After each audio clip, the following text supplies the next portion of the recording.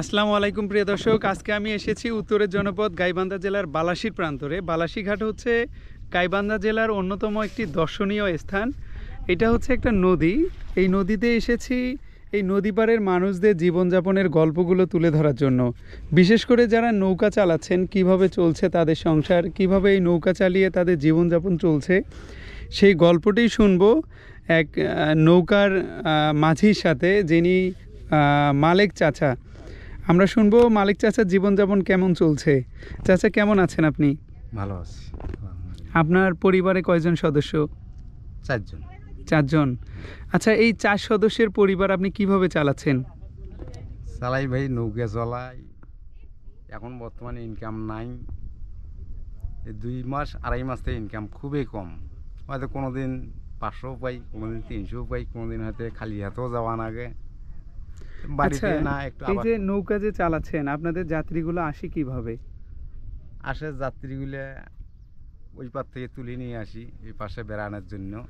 সারাদিনে কেমন হয়? সারাদিনে ওই তো বললাম যে সারাদিনে মনে করেন যে কোনোদিন 2 টিপ হয়, কোনোদিন 1 টিপ, হয়তো কোনো টিপে হয় 200, কোনো টিপে হয়তো 300, দিনে হয়তো দেখা যায় 400 500 এইরকম করি কামাই। আর এখনকার একটা বিষয় হচ্ছে যে এখন তেলের দাম, ডিজেলের দাম, এগুলোর দাম খুবই বেশি, যে কারণে আসলে তাদের এই পরিশ্রম দিয়ে, তেলের টাকা দিয়ে যে স্যালো মেশিনটা আছে, এইটা নানান সময় নানান ঝামেলা করে, সেইটা ঠিকঠাক করতে গিয়ে আসলে সেইভাবে উপার্জন হয় না। আমরা যেটা মনে করি যে এই যে নৌকা চালক যারা আছেন তারা অনেক বেশি টাকা আয় করেন, এই প্রতিটা যাত্রীর কাছ থেকে অনেক বেশি টাকা নেয়। সবাই কিন্তু একই রকম না। সেই বিষয়টিকে খেয়াল রেখে আমি বেছে বেছে মালেক চাচাকে সিলেকশন করেছি, যে মালেক চাচার জীবনের গল্পগুলো আজকে শুনবো এবং সরাসরি আপনাদের সামনে তুলে ধরবো।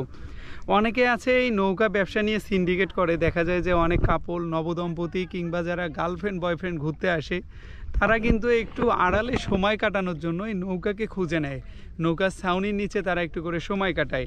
ঠিক সেই মুহূর্তে হয়তো গার্লফ্রেন্ডের সামনে বয়ফ্রেন্ডটি লজ্জিত না হওয়ার কারণে একটু বেশি টাকা দিয়ে থাকে, সেই বিষয়টা আলাদা।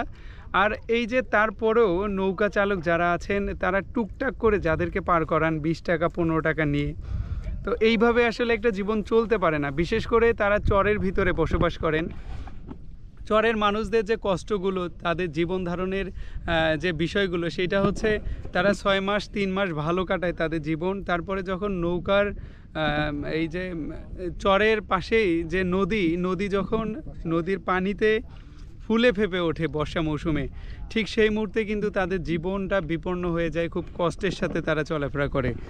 আচ্ছা, এই বিষয়ে যদি কিছু বলতেন আপনি, যে এই যে বন্যার সময় আপনারা কিভাবে চলাফেরা করেন? বন্যার সময় চলাফেরা মোটামুটি বন্যার সময় ভালো হয়, এখন কষ্টটা বেশি। আচ্ছা, বন্যার সময় কিভাবে ভালো হয়? ভালো হয় তখন বাড়ি বাড়ি নৌকে যায়। এখন অনেক হাঁটা নাগে, মাল মাত্রা পার করবার গেলে, সারের বস্তা পার করবার গেলে ঘোড়ার গাড়ি নাগে, ঘোড়ার গাড়ির টাকা দেওয়া নাগে, অনেক সব মিলিয়ে দেখা যায় আপনাদের আসলে ওই বন্যার সময়ও একটা কষ্ট, বাড়িতে বাড়িতে যেতে হয়। চরের মানুষের বন্যা হলেও কষ্ট, বন্যা শুকালেও কষ্ট। আরে জীবন। এখন এই যে আপনার সন্তানরা কি কি করে? আমার সন্তান স্কুলে পড়ে, পড়াশোনা করে। কোন ক্লাসে পড়ে? 7-এ। তাই তাদেরকে বড় করে আপনার মানে কি করার পরিকল্পনা, যে তাদেরকে দিয়ে আপনি কি করাবেন? বা আপনার একটা স্বপ্ন থাকতে পারে যে আমার ছেলে ডাক্তার, ইঞ্জিনিয়ার হবে। স্বপ্ন তো অনেক থাকে, কিন্তু স্বপ্ন তো মিটাতে পারছি না। ইনকাম কম, মিটাতে পারছি না। এখন প্রাইভেট দিবার গেলে 400-500 টাকার নিচে হয় না। সে প্রাইভেট টাকাও তো জোগাড় পাই না এখন নৌকা চলে। এখন দর্শক, আসলে বিষয়টি এমন হয়ে গিয়েছে যে মানুষের স্বাদ আছে, সাধ্য নাই, ঠিক সেই অবস্থা।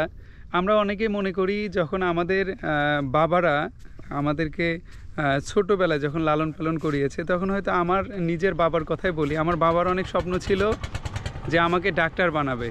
তো আসলে তার স্বাদ ছিল, হয়তোবা সেই সামর্থ্য হয় নাই, কিংবা আমি হয়তো সেইটা করতে পারি নাই, বা আমি স্টুডেন্ট ভালো ছিলাম না। তারপরে আমার পরিকল্পনা ছিল যে আমি একজন ইঞ্জিনিয়ার হব, কিন্তু আমি ওই বিষয়গুলো বুঝি না। ইঞ্জিনিয়ার হতে হলে যে ধরনের পড়াশোনাগুলো প্রয়োজন আমি ওগুলো বুঝি না। এখন আমার টেন্ডেন্সি হচ্ছে যে আমি ভালো মানুষ হব। সব থেকে বড় কথা হচ্ছে আমি নিজে কি করে দেখিয়ে দিতে পারতেছি, আমি ভালোভাবে চলতে পারতেছি কি না সেইটা। আমি একজন ফ্রিল্যান্সার, চেষ্টা করি ফ্রিল্যান্সিংয়ের পাশাপাশি কন্টেন্ট ক্রিয়েশন করার এবং আমার এই পেশা অন্য কাউকে দেয়ার, যে তারা যেন ফ্রিল্যান্সিং শিখে আয় করতে পারে, সেই ধরনের টেন্ডেন্সি আমার ভিতরে কাজ করে। তো এখন দেখা যায় এই যে আমাদের প্রতি আমাদের সবার যে বাবা থাকে, মা থাকে, সবার একটা করে স্বপ্ন থাকে যে আমার ছেলে যদি এইটা করতে পারতো, ওইটা করতে পারতো। এই মালিক চাচার ঠিক সেই রকম একটা স্বপ্ন যে আমার ছেলে ভালো কিছু করবে, কিন্তু একটা সমস্যা হচ্ছে যে তার স্বাদ আছে, সামর্থ্য নাই। তো চাচা, আপনার সন্তান কয়জন? এক ছেলে এক মেয়ে। এক ছেলে এক মেয়ে। মেয়ে কত বড় আপনার? মেয়ে 16 বছর বয়স। 16। কিসে পড়ে? এই মেট্রিক পরীক্ষা দিতে হবে। মেট্রিক পরীক্ষা দিবে। বিয়ে দিচ্ছেন নাকি? হ্যাঁ, বিয়ে শাদী হয়েছি। বিয়ে শাদী আগে দিয়ে তো ভুল করে ফেলছেন। ভুল করে ফেলছি, কিন্তু বুদ্ধি নাই, যুগ জামানা খারাপ। হ্যাঁ, এটা অবশ্য ঠিক একটা কথা। দুর্ঘটনা ঘটে। আমরা শুনলাম মালিক চাচার সংক্ষিপ্ত একটু কথা, আমরা আরও শুনবো, দেখবো যে এই চরাঞ্চলের যারা মানুষ আছে তাদের জীবন কিভাবে চলছে। প্রিয় দর্শক, আমাদের সাথেই থাকবেন এবং আমাদের এই ভিডিওগুলো যদি পছন্দ হয়, যদি এগুলো দেখতে চান, তাহলে আমাদের পর্দায় চোখ রাখতে হবে এবং সাবস্ক্রাইব করে লাইক কমেন্ট শেয়ার করে আরও দর্শকের সামনে পৌঁছে দিতে হবে। সবাই ভালো থাকবেন, সুস্থ থাকবেন। আসসালামু আলাইকুম।